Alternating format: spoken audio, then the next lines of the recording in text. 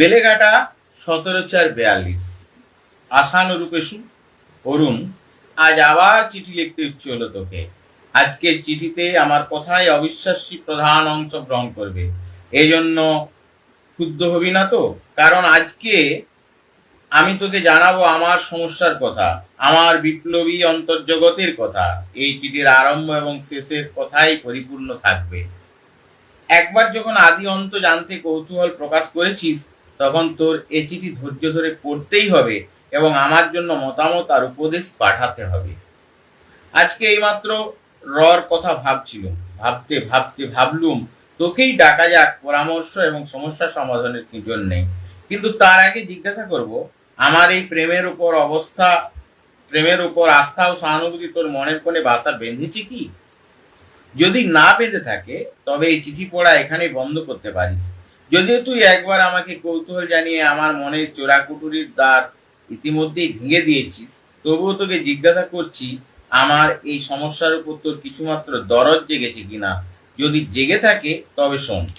আমার প্রধান সমস্যা, আমি আজও জানি না আমায় ভালোবাসে কিনা। কতদিন আমি ভেবেছি ওর কাছে গিয়ে মুখোমুখি জিজ্ঞাসা করব, এই কথার উত্তর চাইব, কিন্তু সাহস হয়নি। একদিন এগিয়েও ছিলাম, কিন্তু ওর শান্ত চোখের দিকে তাকিয়ে আমার কথা বলবার শক্তি হারিয়ে গেছিল, অসারতা লাভ করেছিল চেতনা। ভালো ও আমায় বাসে কিনা তা জানি না, তবে সমীহ করে এটা ভালো রকম জানি।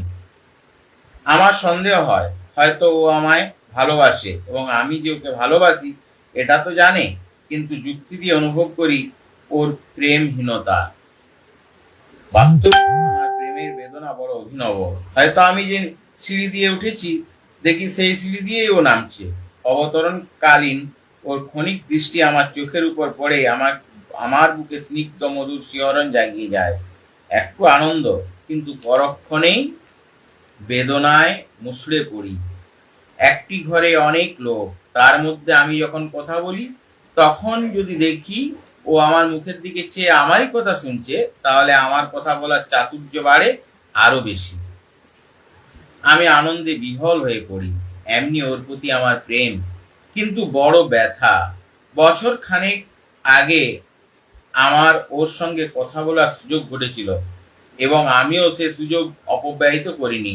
অবশ্যই ইতিপূর্বেই চেষ্টার অস্বাভাবিকতাকে কথা বলার চেষ্টা আমাদের করতে হয়েছিল।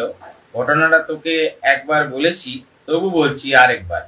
একটা সভা মতো করা হলো, তাতে উপস্থিত থাকলো। সেই সভায় আমাদের কথা বলতে হলো।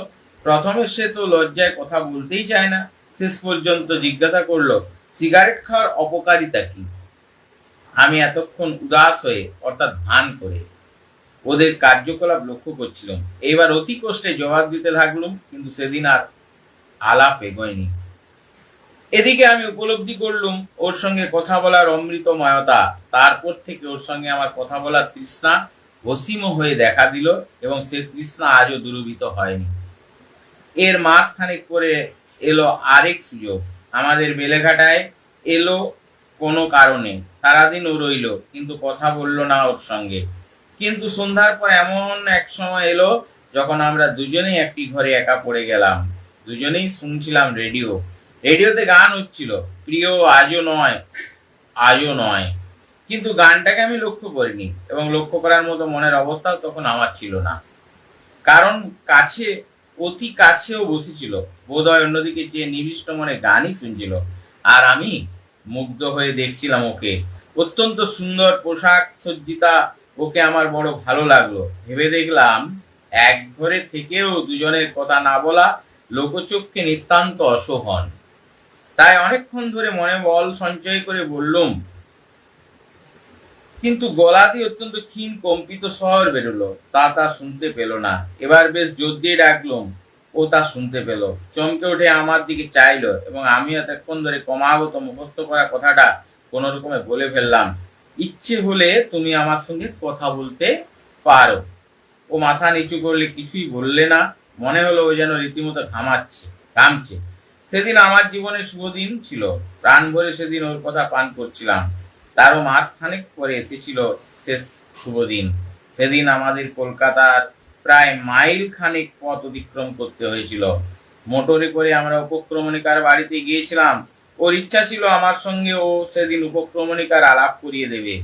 সৌভাগ্যবশত মোটরটা আমাদের সেখানে নামিয়েই ফিরে যায়, আর আমারও ফিরতি পথে দুজনের সঙ্গে অনুভব করলাম সেদিন নেশা লেগে গিয়েছিল ওর সঙ্গে চলতে, কথা বলতে। মনে করে দেখো, কলকাতার রাজপথে একজন সুন্দরী সুবেশা মেয়ের পাশে পাশে চলা কি কম সৌভাগ্যের কথা।